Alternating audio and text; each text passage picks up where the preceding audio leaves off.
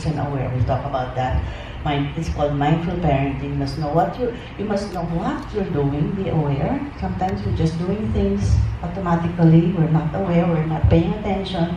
And also, why you're doing it. Why did I tell my daughter that she can't go to this place, or that why did I have to confiscate her cell phone? Just the essence of it is that when you are so stressed, we have to become aware first of our needs, because when we don't do that, we project it. We project our stress and our issues, our children, no? First step, put down your bag, go to the CR, wash your hands, maybe wash your face, change your clothes. Then you let go of the stress that you've encountered, not just at work, but going home.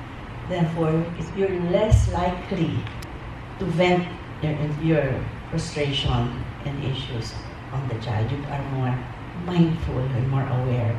You own it. It is my stress. It's a quiet revolution. It's a mode of thinking. It's a way of life. It's a way of not just of parenting, it's a way of taking care of yourself.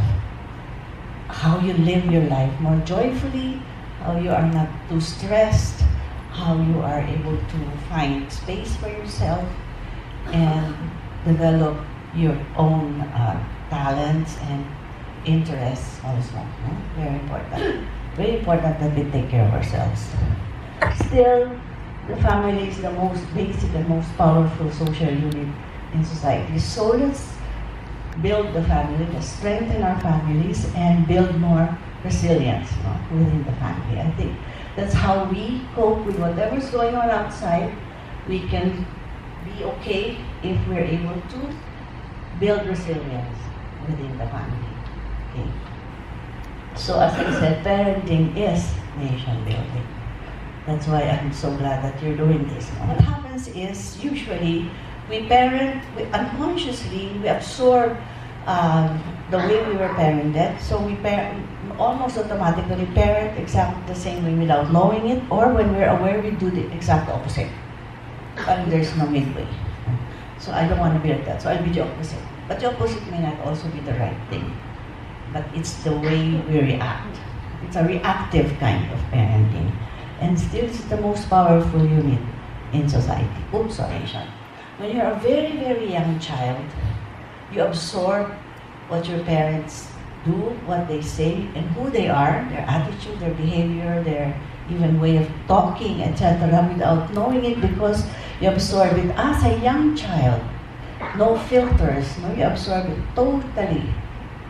With your whole, not mind, whole person, body, mind, everything, no? Your whole body absorbs it effortlessly. It's just there, no? You absorb it like a sponge, subliminally, you're not aware, without filters. So it's very deep. It's very deep.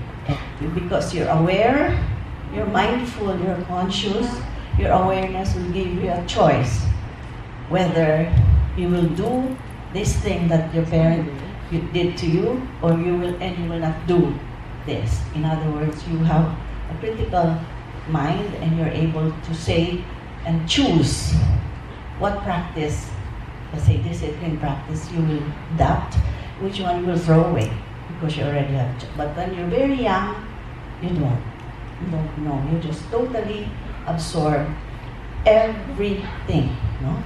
So I always tell my classes on emotional problems, when you are a very young child and your parent is unloving, you do not see your parent as unloving.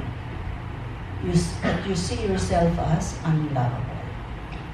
That's the power of the parent when you're very young. So I tell them, you can be the pattern breakers because you are aware and you can be mindful. I just want to say, kasi mindfulness is a buzzword everywhere now here in the US, and here people do mindfulness training, mindful whatever.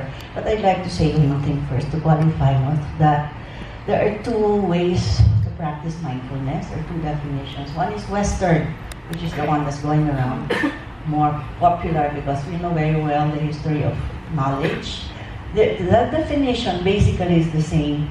Mindfulness is being mindful is paying attention, no? Deliberately, totally focusing on something and being aware of what's going on inside you while you're looking at something. Without judgment at the present moment. So you are totally there. Okay, that's the basic definition in the West, which started about 40 years ago by a guy from University of Massachusetts named John Kabat-Zinn, a very nice person. But in the East, it started 2,500 years ago as a way of life, and the same definition is qualified, no? Paying deliberate attention to what's going on inside me and around me, the present moment, without judgment, but warmed by kindness. That's the difference, no? The warmth. The Eastern definition is qualified by warmth, by kindness, by take not harm. Listen to this. If there's something you will take home that's very, very important, is this. In mindfulness, as a parent, we don't react, we respond. But normally, we react. I know as a parent. Okay. So to respond is emotion, pause and be aware before you act. Very simple in parenting. Masok ka na doon, may ginagawa okay, breathe before you, so you know your action is a better action. A very simple thing, even not just parenting, texting or messaging. You write a text, you're very angry, you want to answer the text right away. Do you notice when you're texting and you're very angry, you're not even breathing? Not really, you're not breathing. Send, but what did I send? No, that's when you cannot make it bawi anymore. So, mindful texting means compose it, read it again before you send it. You will always value this advice I'm giving you now. Read it again before you send any message, even just one more time. And you will really spare yourself from so much regret. Remember how hard it is to make bawi. No? I've been seeing 4 CEO women. They are the CEOs, not their husbands. No? One of them is running a business of 100 branches in the Philippines and 1 branch in San Francisco. She's the CEO. And very interesting because they are practicing not looking at their phones. It was very difficult. So one of them, up to now, what she does is her phone is in the other room because otherwise she has this habit, she's just addicted to the phone. But they've all learned. One of them, instead of reaching out her phone and just, standing up and doing whatever, she stretches her leg, stretches the other leg so that there's a pause. No? You're aware of your body. You're aware first of yourself. Or some, of course, you pray, or you review what happened, or you pause and just allow yourself to be quiet for a while before you do something. That sets the tone of your day. It's not just that one moment, but that kind of practice sets a tone where you can have a habit of pausing before you act. It teaches you to do that. No? Thich Nhat Hanh says it this way. Your breakfast is there for you. Are you there for your breakfast? And what it does, it relaxes you, but you taste the food. It's really different. You taste your coffee so much more. And everything you eat, you taste it. And people are saying I'm gonna waste time. Actually, you're gaining time because you are now more able to face the day because you had that time for yourself and you had that awareness and you enjoyed your breakfast. Kasi kawawa naman the breakfast if you're not there for it. Doing mindful things, even just 2 mindful behavior, 2 mindful practices during the day changes the quality of your life. And people will know it. So these 4 CEOs wrote 4 pages in the newspaper about how it changed their lives after several months. Because then it enriched their lives, made them less hectic, and made them kinder. to their children because they were not anymore hurt. Come on, you're projecting everything, no? Okay, so choose what you want. Choose what you can start with. Mindful eating or mindful coffee. Maybe mindful walking, mindful shower, enjoying the beauty of nature. If you're not touched by beauty, whether it's a flower, it's a beautiful woman, beautiful man, or if it's a beautiful thing, a painting, whatever, anything that's beautiful, if you're not touched by it, might be two possibilities. One, if you're so harassed that you can't even look anywhere, you're just looking like this, didn't even see the plant. And I see people like that, no? Executives, there's beauty, you arrange everything so beautifully, they didn't see anything. Because they were just focused on the task. They were not mindful of what's going on around them. But worse is, if you are not touched by beauty, beauty of nature, physical beauty, visual, music, maybe you are depressed. Because depression is not sadness, no? It's lack of feeling, lack of ability to be touched.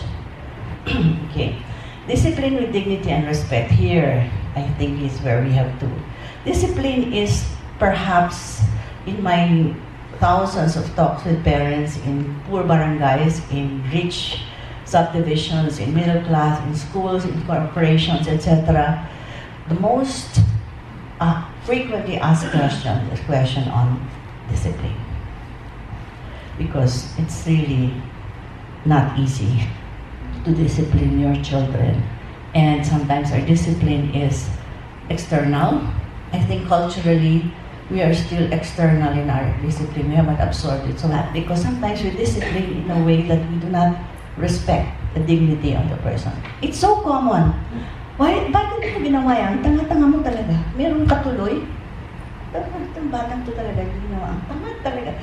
Parang automatic, in my experience with different groups, automatic yung may kasunod na insulto. Sandali.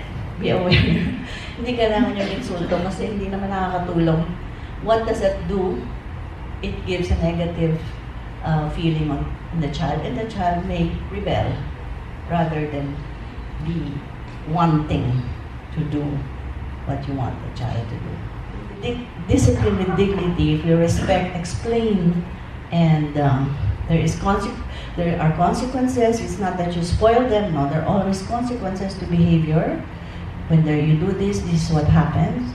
You discuss that at their age, you can discuss the consequences with them so that you both agree on the consequence, or you don't fight.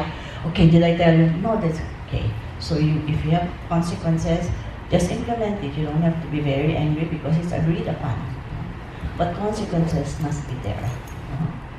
One of the most important concrete things we do in order to build integrity is to validate their feelings. Because in the questions that I saw very briefly, what struck me was the question: why do my parents invalidate what I'm feeling? They said, you can't be sad, or you're not doing that, you're not feeling that. Why don't they believe that what I'm feeling is what I'm feeling? When you validate the feeling of a child, because if you remember, a feeling is never right or wrong. It's what you do with it that's wrong. If you're so very angry with somebody because he did something to you, that's valid. But if you kill him or do something, that's the one that the action is the one that's wrong. But the feeling is right. And that is, I think, one of the best, most important basic lessons that parents need to learn. The children have feelings, and their feelings must not be negated. Validate. She has the right to be angry. And you know what that does? That makes a child trust her own feelings. That makes a child develop confidence, develop self-worth, develop inner judgment that she can trust. If people can just be real, there will be very, very few of us. Because sometimes I define psychotherapy as that artificial hour when you can become most real. But if you're a parent and you're aware and mindful, allow your child to feel what they're feeling, and then guide them into how they will cope with it, no? With the honesty and wholeness. No? It is you have integrity when you can be who you are, wherever you are, whoever you are with, you can be who you are, because you are whole. True presence, and the most important thing in communication, whether it's in family, in schools, in corporate organizations, in national, international war, etc., conflict, is to be able to listen deeply.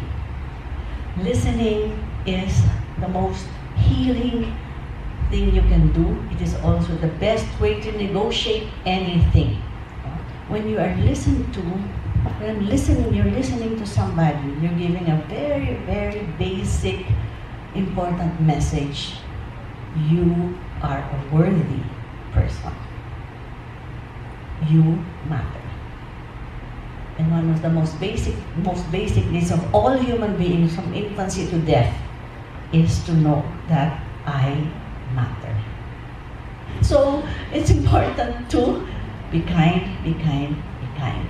Kindness works not just in marital relationships, but especially in parenting. The child learns to be kind when somebody is kind to him. And the feeling of kindness is so worth it, because the person you're kind to feels good, and you feel good when you are kind. So it's a win-win situation. I mean, there's nothing you lose there. You just win all the time. And I hope you will be advocates and practitioners of kindness in our society, where it is starting to disappear. So don't be too sacrificial. Of course, it's a value, but then I think it's overdone.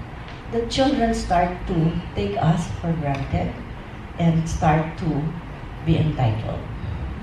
So I think they have to know that they can give to us. And when you are able to receive, receiving is an act of giving to the other person. When you receive what the person is giving, you empower the person and you make the person feel good. But when you receive it, you appreciate it, the person feels given to. Receiving and appreciating is a giving to the giver. So rest is a moral obligation. You owe it to yourself, you owe it to your children and to your spouses. How to start listening is to provide space, to provide safe time and space, so that the child will know that she will not be seen as a bad daughter, and she will not worry her parents. Dalawa yun eh. I'm not a bad daughter. I'm not going to worry them. So many fears and judgments they're giving to themselves that paralyze them from approaching their parents. So I think knowing that in general, even if it's not our child, maybe we can start a practice where one thing that has worked is to give us certain, I don't know with the time, but maybe 30 minutes. 30 minutes, but it's for that particular child, and they might feel conscious, so maybe, can you join me for pizza? I don't know, find something casual. For each, start with something connecting with each child. Give the opportunity for safe and space. Space and time and safety. Those are the three things they need. No? The time allotted for them. Where you are there, you are not rushing. Siguro naman, out of the 7 days, you can find a 30-minute time where you're not rushing. If not, find it. Just find it. That's a very good feedback. They want to communicate, but they're afraid of the judgment and the lack of safety. And that they're worrying their parents. They're always afraid of that. So I would suggest to be proactive. Whatever is the identity crisis, if you're a parent and you sense it, I would be proactive. Don't be afraid to call your daughter and say, I may be wrong. You can say, I may be wrong, but I'm sensing something and I'd like to be of help if that's possible. If they say, if they say but roses are red. So, I am gay. I am gay, is that okay with you? First, you have to look at inside you. How do you feel? Don't skip that looking inside you, huh? Because when you answer, you have to be authentic, but kind. So, how does it hit you? That's the first question. Did it shock you?